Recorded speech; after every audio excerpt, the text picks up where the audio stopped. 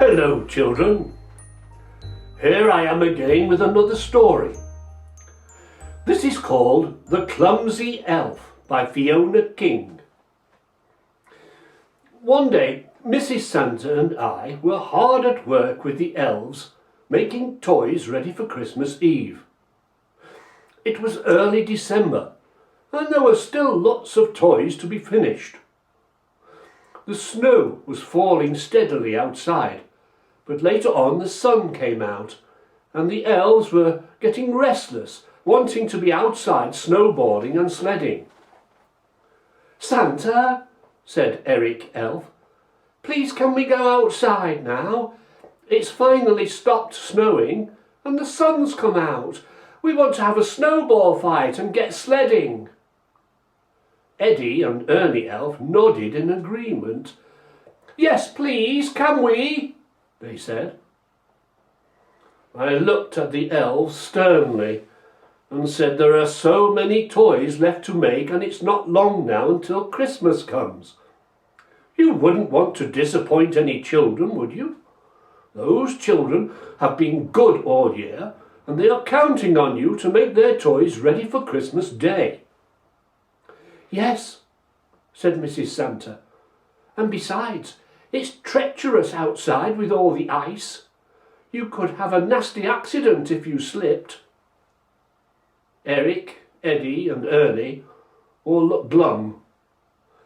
Emma Elf looked up from the teddy bear she was making and caught sight of their miserable faces.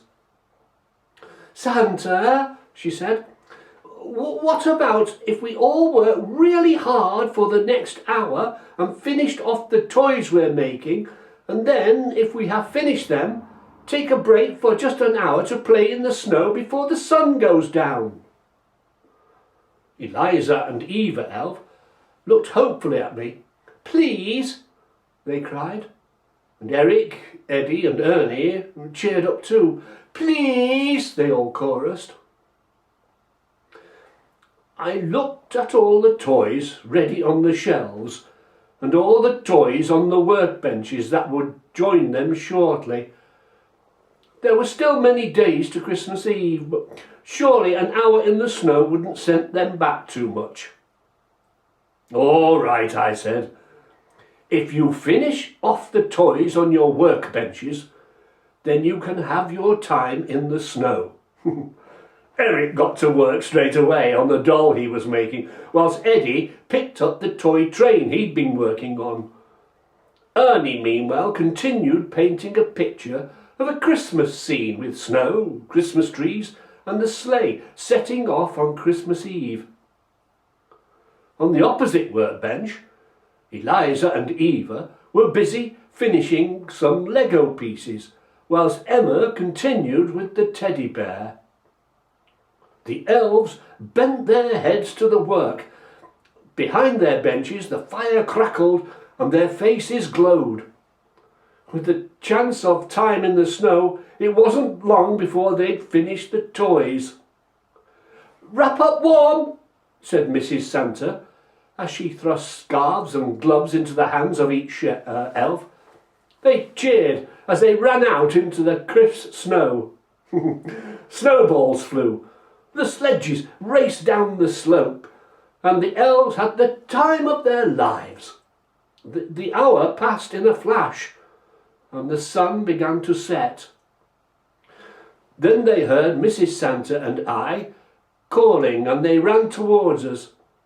Mrs. Santa and I had prepared mugs of steaming hot chocolate to welcome the elves back to their work. Somehow, in his haste to reach the tray of steaming mugs, Ernie slipped on the ice and shot towards Mrs. Santa, who was holding the tray. He skidded, trying to avoid a collision, but couldn't. He hit Mrs. Santa's legs, and she toppled down, sending the mugs and hot chocolate flying. Ernie's skid continued right into the workshop, and right up to the bench on which he'd been so busy painting earlier. His picture was propped against the side of the bench, and Ernie hit it feet first. It smashed into hundreds of pieces. The other elves, Mrs. Santa and I, heard the crash and ran into the workroom. Ernie looked crestfallen. "I'm sorry, Santa," he said. "I've smashed up the picture." He looked so dejected that the other elves, who were about to laugh, were silenced. "I won't have time to paint it again," he said.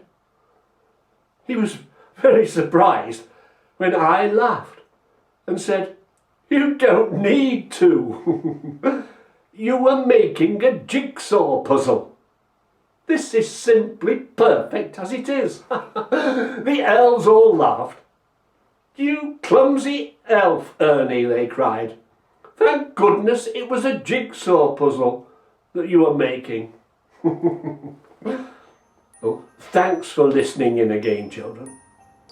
If you have enjoyed this story, don't forget to ask your parents or carers to give any money that they can to Duckingfield and Stalybridge Rotary Club via the link on their Facebook page. Bye-bye for now.